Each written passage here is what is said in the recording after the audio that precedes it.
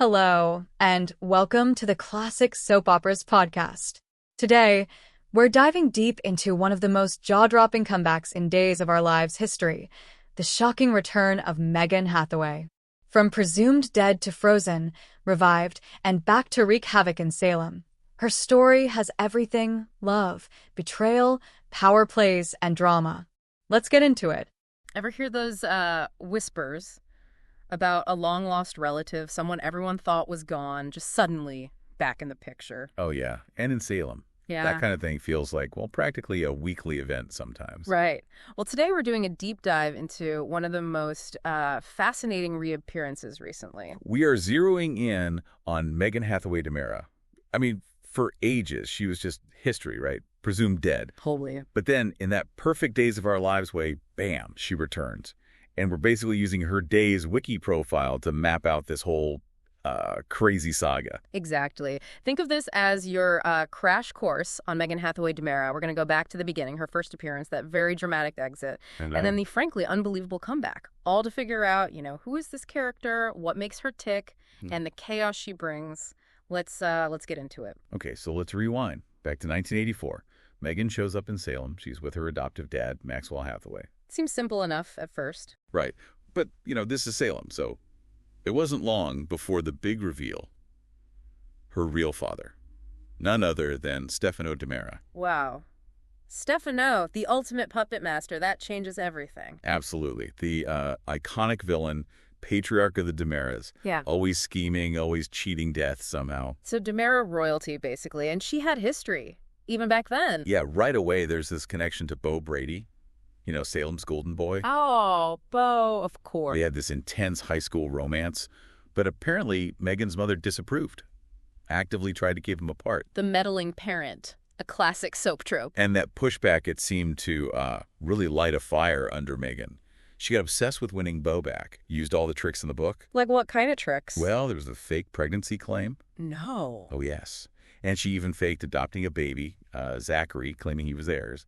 It shows how far characters go for that first love, Maybe some insecurity there, too, with the whole hidden parentage thing. Wow. Talk about complicated. And was it all just about Beau? Not entirely. At the same time, she was neck-deep in DiMera business. Yeah. She was trying to collect these 3 prisms for Stefano. He was sick, thought they could cure him. Prisms. Sounds very mystical and very DiMera. It is, and then you throw in her cousin, Andre DiMera, other villainous type. Right. He actually killed her adoptive father, Maxwell. Seems there was bad blood there anyway, maybe some childhood jealousy over Stefano favoring Megan. Family drama level expert must made Thanksgiving awkward. You can only imagine. And all this time, she's still got this rivalry going with Hope Brady. Beau's main love interest. Exactly. All because Megan wouldn't give up on Beau. She even ran a cartel for Stefano at one point. Oh. Okay, this is where it gets really dark. Oh. So 1985, Megan comes up with this plan. To kill Hope. How? Electrocution. In a hot tub. Yikes. But, like often happens, fate, or maybe just bad luck, intervened. Her plan went sideways. She overheard someone else, Larry Welch, talking about those same prisms. Larry Welch. Yeah. Okay. So she confronts him. Yeah. She overheard him plotting something big, something dangerous for Salem, including Stefano. So Megan confronts him, threatens to expose him.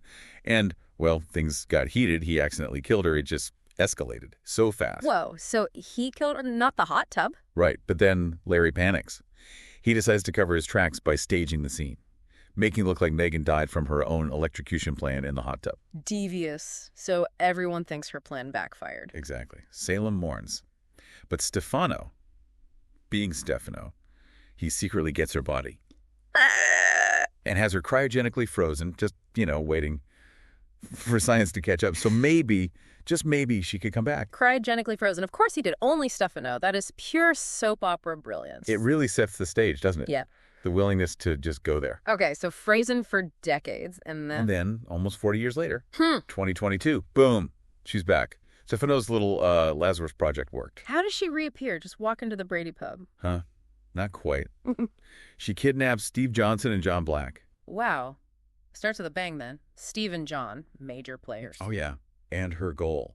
Yeah. Still obsessed with those prisms, believes they can cure anything, and even brings Stefano back from the dead. Still trying to resurrect Stefano. And she needs the prisms for that. That's her belief. Yeah. So what does she do? She brainwashes John and Steve to hunt down the remaining prisons for her. Brainwashing. A DiMera specialty, isn't it? It always comes back to control, manipulation. Definitely. And Hope, poor Hope, is back in her sights, too. Megan gets Harris Michaels, who's got his own tangled past with Hope, to go after her. There was this terrible attempt on Hope's life that, in an alternate timeline, tragically resulted in Ciara Brady's death. Shows how Megan's actions just ripple outwards. Yeah, so the consequences are huge. What happens to Megan, then? Well, Thomas Banks and Harris get caught eventually, but Megan, she slips away. And then we see her using the prisms on a comatose Bo Brady. Bo? But he was. Everyone thought he was dead. Exactly. A massive shocker. Megan's return just keeps dropping bombs. Okay, I need a second. Bo's back, but comatose, and Megan has him. This is a lot. And it doesn't slow down. 2023. Remember when Marlena, Kate, and Kayla were poisoned? Yes, that was huge. Orpheus. Well, Megan jumps right into that chaos. She steals the orchid, the only antidote to control the situation. She fakes their deaths, makes everyone think they died, and holds them prisoner in her lab. Face their deaths. Wow, that's next level manipulation. And she starts experimenting on Kate, testing some new drug. Plus, she gets Dr. Rolf. Oh, Rolf, of course. To brainwash Bo into being in love with her. Ugh. Forced love through brainwashing. So twisted. Does Bo fight it? Thankfully, yes. Some part of Bo starts resisting. He begins to realize Megan's lying, deceiving him, but Megan's already onto her next plan. Which is? A serum. To de-age herself and Bo, the eternal youth thing. Always chasing immortality, these DiMeras. Okay, so where does this lead? Does anyone find out the women are alive? Steve confronts her. He thinks Megan killed Kayla. And in that confrontation, Megan drops another truth bomb. Kayla's alive. She admits it. Why? Leverage. She makes a deal with the ISA, the International Security Alliance. Right, the spy agency. Immunity. In exchange for telling them where Kayla is. Yeah. Which, she reveals, is with Thomas Banks. It shows how she can still bargain, even when cornered. So, immunity. Does she walk free? Not quite. She ends up in Statesville Prison. But that's where she meets someone important. Her half-sister, Kristen DiMera, for the first time ever. Kristen, wow. That prison must have some interesting family reunions. What happens then? Well, what do two ambitious, manipulative DiMera women do in prison together? They form an alliance, naturally. Of course they do. To escape? Escape and take over DiMera Enterprises. That's the goal. And Megan plays Kristen, dangling the possibility of reuniting with her daughter, Rachel, while hiding the real truth about Bo's condition. Always playing an angle. Even with family. Or maybe especially with family. Seems to be her pattern. And then another huge reveal. Andrew Donovan pushes her, and Megan finally admits Bo took Kayla. Bo is alive. Oh, man. That must hit Hope like a ton of bricks. Joy, confusion, anger. All of it. Absolutely. But wait, there's more. A letter from Rachel Black turns up. It reveals Bo was shot? He's in a coma. No. So he's alive, but now in a coma. This is a roller coaster. How does Megan react? It actually seems to hit her. A rare moment where you see something flicker. But then we find out she's been secretly working with someone else on her escape plan.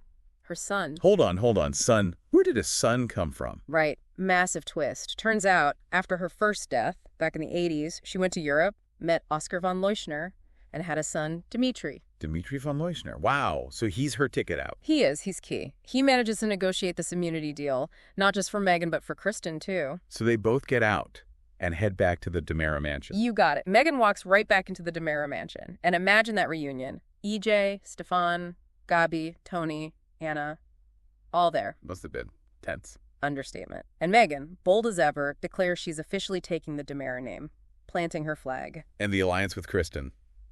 Still on. Oh, yeah. They're a power duo now, ready to take control of DiMera Enterprises. Megan even says she wants to, quote, conquer the world. Echoes of Stefano, right? Definitely channeling her father there. So Dmitri shows up in Salem, too. He does. And meets Kristen, which is awkward since, she didn't know he existed until recently. And here's the kicker. Dmitri needs to get married by his 40th birthday, which is coming up fast, to inherit this massive von Leuschner fortune. Okay, let me guess. He proposes to Megan or Kristen. That's the initial, slightly bizarre plan. Both Megan and Kristen are considered, but they both turn it down. Marrying her half-nephew is a bit much even for Megan, and Kristen's focused on Rachel. So what happens with the inheritance? Well, the story then starts hinting at Dmitri maybe getting involved with Gwen Ritchek, another complicated character, so yeah. More potential DiMera drama brewing. So, just trying to wrap my head around this. Secret DiMera daughter, faked pregnancy, cartel runner, tries to kill Hope, gets killed, frozen for decades, returns, kidnaps, brainwashes, fakes deaths, has a secret son, gets immunity, and is now plotting world domination with her sister she just met. That's pretty much the highlight reel, yeah. It's breathless stuff. The aha moments just keep coming. Her parentage, the return, Dimitri, it's wild. And the impact on Beau, Hope, the whole DiMera dynamic is just immense. It really proves that in Salem, secrets never stay buried forever, do they? They just wait. They really do. So here's something to chew on. Megan's still here after everything. What does that tell you about, I don't know, second chances or third chances, the power of the past? And maybe the resilience of villains. Maybe. And with her and Kristen teaming up, aiming to conquer the world, what do you think her next move is? What kind of chaos is coming next for Salem? And that's a wrap on today's deep dive into the wild return of Megan Hathaway. Only in Salem could a story like that unfold. If you enjoyed this episode of the Classic Soap Operas podcast, I'd love to hear your thoughts. Did anything surprise you? Do you remember watching Megan's original storyline or her return? Leave a comment, share your favorite moments, or let me know which character or plotline you'd like to hear about next. Thanks so much for listening, and until next time, keep the drama on screen and the love for soaps alive.